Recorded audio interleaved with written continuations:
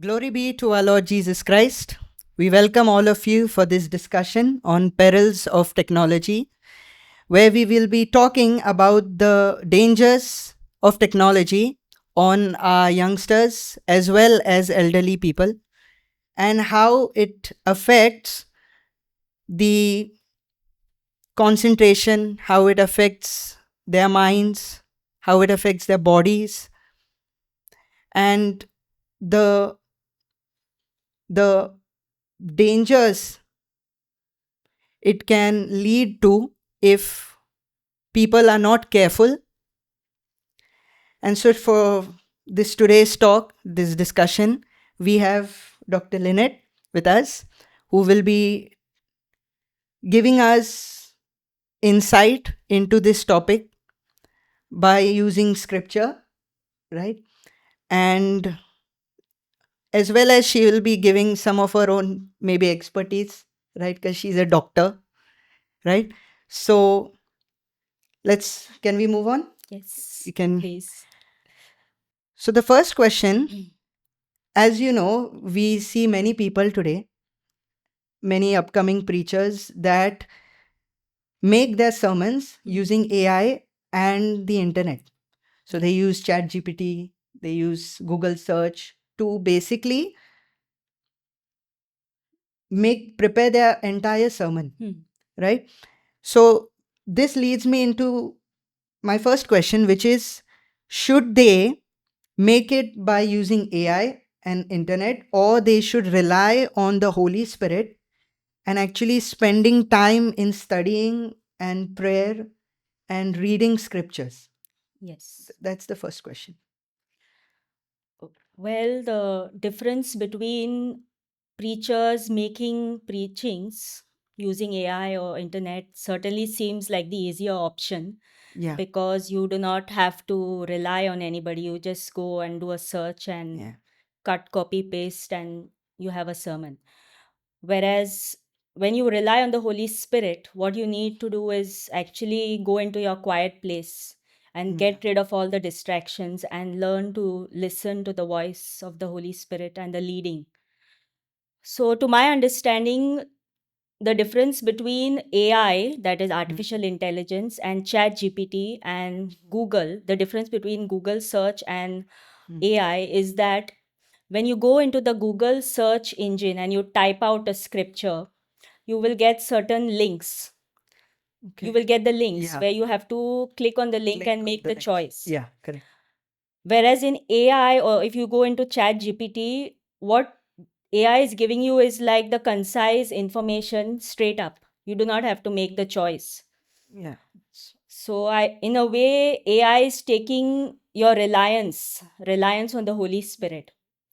Instead of us relying on the Holy Spirit, we are relying on the Spirit. Unknowingly, there is a Spirit. We are relying on the Spirit that is controlling AI. And since AI has made such a mark globally, and it is going to be stay here for the long term, we are setting ourselves up for deception if we ignore the Holy Spirit and we completely rely on AI or Chat GPT, or one day before you're preaching, you just go and do a cut, copy, paste and just say it without even knowing what you're saying or what you have got from the internet. So this has been prophesied in the book of Daniel, uh, chapter 12, verse 4, which says that knowledge will increase. And we are seeing that in today's times because knowledge is increasing to such an extent that you have no control over it. You cannot contain it. You cannot contain it. But in a way, it is God has given us our own intellect. God has given us our own uniqueness. God has given us the Holy Spirit. Jesus told us in the book of John that he would give us the helper, that is the Holy Spirit, who would lead us into all truth. So when we bypass the Holy Spirit and try to get all the information through AI, we are setting ourselves up for deception as well as those whom we have influence over. And that is again against the biblical command, because in 1 Timothy chapter 4 verse 14, the apostle Paul tells Timothy to not to neglect the gift that is in us. So there is Yeah. already a gift that is implanted in us, that is in us, that we need to work upon. We need to tap into it. Of course, AI or ChatGPT is going to give you a very pretty looking preaching, Yeah. as opposed to you actually working on a preaching using the Yeah. Holy Spirit. But then the Lord doesn't want perfectionism. The Lord does not want us to use ChatGPT perfectionism. The Lord wants to use our weaknesses or our limitations even. Okay. Like, I can give you so many examples in the Bible. All the writers in the Bible, they fell into sin, or they Yeah. had limitations, they had weaknesses, but God used them anyways.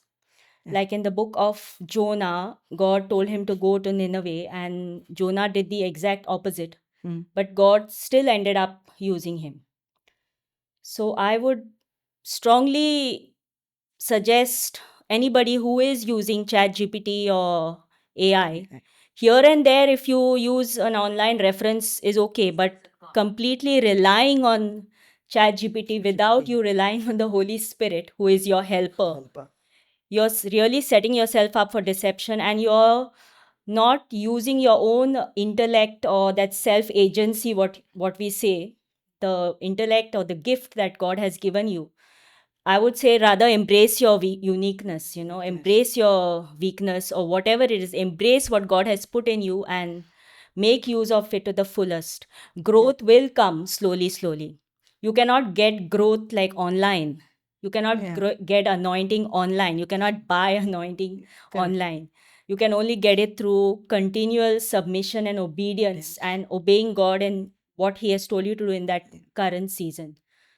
So using AI entirely is you're setting yourself up for deception. Here and there, if you use a reference, I would still say you cross check it with a physical Bible, because I know that there are errors, not only with biblical matters, even secular matters. Sometimes AI does not give you the correct information. So that's the spirit of lies, as they say. So it should, you should correlate what you're getting online with your actual physical Bible, and the spirit inside you should convict you. You should have that inner compass to, like, lead you and guide you as to what you are saying is actually the truth, as to what the Holy Spirit inside of you wants. Praise God. The I have one question, which is, Google search for some people, some preachers that are, especially that are new into preaching, right? Yes. Many a times they will struggle to find, maybe remember verses, right? Remember verses, because it's 66 books, Yes. right? And there are a lot of verses. So sometimes preachers may not be able to remember verses, like, the Lord is my shepherd. Yes. Where is this in the Yes. which psalm it is? So is it okay if I use Google search for that? Yes, in a way, because that is, you're just searching for the reference as to the chapter and the verse. You're not searching for the explanation of the verse. Okay. So in order to get your sermon correct and not have any mistakes, you can use, because even I use a Google search, but then I would still check it with the physical Bible. Yeah. And also a word here and there also can convey a different meaning in the, say, in an AI prompt of, when you Google a scripture and you get an AI prompt, I would still say you, like, correlate it with the physical Bible, because it shouldn't be that it conveys a different meaning in the end. Okay. Okay, so moving on, right? We want to talk about screen time, right? Yes. So can you tell us as to how does excessive screen time, how it affects our minds and our bodies. Because many, especially youngsters, and for some reason, even you see grandmothers and grandfathers sitting on the mobile and Yes. they're scrolling through reels or social media. How does that affect our mind, right? So, how does it affect our attention span, focus on that, concentration, and just explain it broadly, like how it Yes. affects us? So excessive screen time is now affecting us more because we all have our own devices. Like first everybody used to watch one TV, like one TV program, which used to come once a week. Yeah. Say something you like. But now it's like there is no limit. It's limitless. You can endlessly watch. Endlessly watch. The information is endless. The entertainment is endless. Correct. The stimulation is endless. And that goes against God's command, which He told us in the book of Psalms, chapter 46, verse 10, 10. which says, where God asks us to be still and know Him. No. So, stillness is like the absence of distraction. To be still is to not be distracted. And excessive screen time is like the major type of distraction that everybody is unconsciously gotten into. Yeah. Like if you see at a restaurant where friends or people family is sitting, they are, instead of talking with each other, they are in their phones, or they are like Yeah. clicking what they eat and posting it, Correct. or even if they are standing in a line, like say for the bus or the train, even a minute, like of free time is utilized to let's check Yeah. what is Check the the new messages. thing. Yeah. Like, yes. So in a way, we are all addicted to our screens, Yeah. to a certain extent, and we have to become a little self-aware of it and be conscious and try to get some moments of stillness in between our time, because smartphones has become like the major way that most of us escape, like the Yeah. phenomenon of escapism. Escapism. We are escaping into our smartphones. From what I Yeah. don't know, it's a person to person thing. Like you can be so busy doing something, but you still need your phone as a Yeah. distraction. You still need it. So we are constantly putting ourselves in so much overstimulation that it is affecting our minds, it is affecting our bodies, it is affecting our relationships, it is affecting our sleep, it is affecting our quality of life, which we don't know, but in the long run it can have like disastrous consequences. Yeah. Like for example, I know kids who are my patients who, like, their parents complain that after lockdown, because they had to do online school, they got addicted to the mobile because they had to do school on the, I mean, they had to go for class, log in to their phone. Phones. So, and the children are like, it has affected their mental capacity because they are so used to watching that close screens, like watching those videos or reels or cartoons even, that they cannot perform in school well. Like, because I know patients who tell me like their kids are not performing well, then the doctor gives them a diagnosis like of ADD, attention deficit disorder. Or they have another person whom I know of, she gave her mobile to her child because she was crying at 7 months. And this girl, oh boy, I don't know, the child, he was diagnosed with autism because of the excessive screen time. Yes. So the screen time definitely affects our mind in a way that is very, very dangerous and maybe irreversible if we do not learn to put a stop, especially when we are giving it to children. At least as adults, you might have some sort of control over your mental capacity.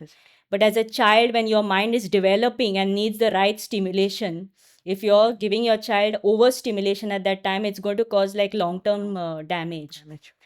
Another thing I want to talk about is the mobiles affecting your sleep, your quality of sleep. Like your God has designed our bodies to wake in the day and sleep at night, which is normal, what most people do. Like if you expose yourself to sunlight in the morning, like you get sunlight in your eyes, the early morning and late afternoon sunlight, what it does, it stimulates some chemicals which help you promote sleep at night, Okay. which help you sleep better at night. Night. But this late night doom scrolling, what we call it, like if you're bored, just scroll. If you're not getting sleep, just open your phone and check or watch some movies back to back or something. All that your body is interpreting that as light. Like, the light is your Yeah. body is interpreting it it's as to stay awake, awake.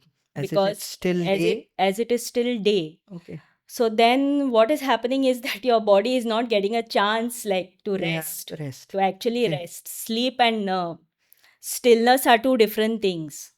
Like Correct. sleep is when you lose consciousness and all, but stillness is being awake and being still, being like mindful of just normal stimulation, or being at the beach, or that would be like being still.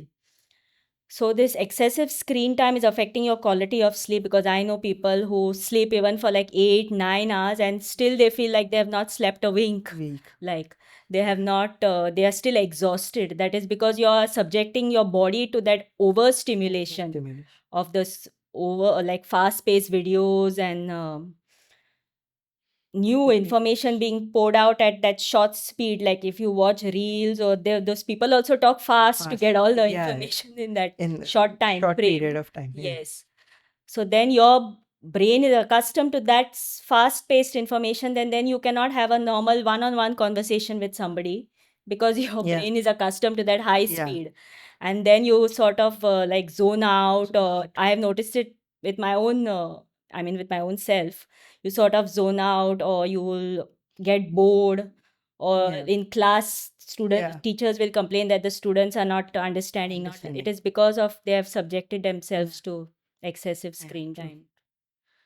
Yeah, especially that I can even relate to that last point that you say, that students, they can't um, focus in class, Yes. because many teachers, what they say in our class, that the students, they can only focus and concentrate for like 5 to 15 minutes Yes. when a lecture is being taught, Yes. and after that they just doze off. Hmm. They do something else. Yes. They are looking at the walls, they are putting their head down, Yes. or they are daydreaming. Yes. So they can't focus. Yes. So that answers our question about excessive screen time. Moving on, the third question for this discussion that I prepared is, what do you think of individuals? What do you think of individuals that are trying to seek validation and attention through posting on social media? Hmm. Now, this is about individuals that it's as if they post each and every single moment of their life. Yeah. Right? They have a small milkshake, they'll post. They'll have Yeah. a nice small pizza, they'll post it on internet. Right? It's as if they want people to see each and every moment of their life. So what do you think of these Yes. individuals? It's like what you said, Yeah. like when I was young, we didn't have when I was in school or School. college, we did not have any social media, and whatever we ate or drank was like experienced within a small our friend circle. Whereas now you have to live for your followers. Followers. You have to live for likes, you have to live for subscribers, and your worth is decided on how many likes and subscribers you have. And all the people who do it for validation or for to gain acceptance is like you are setting yourself up to be heard. Like you're setting yourself up to, it is going to affect your self-worth in the long run. Okay. If you keep living an online like fake life, like people get up in the morning and they'll post their first picture with filters, Yeah. they look nothing like that in Yeah. real life. Or they will post each and every trip that they are going to, each and every airport that they are at, Yeah. each and every dish. But like the days that they are crying in their pillow, that Pillows. nobody would post, like their bad days. So you're giving a wrong or half picture, like half picture of your life, and it's also fake. People are posting birthday wishes about somebody instead of actually wishing them. You're sending a Yeah. hug emoji to someone instead of actually hugging them. Hugging them.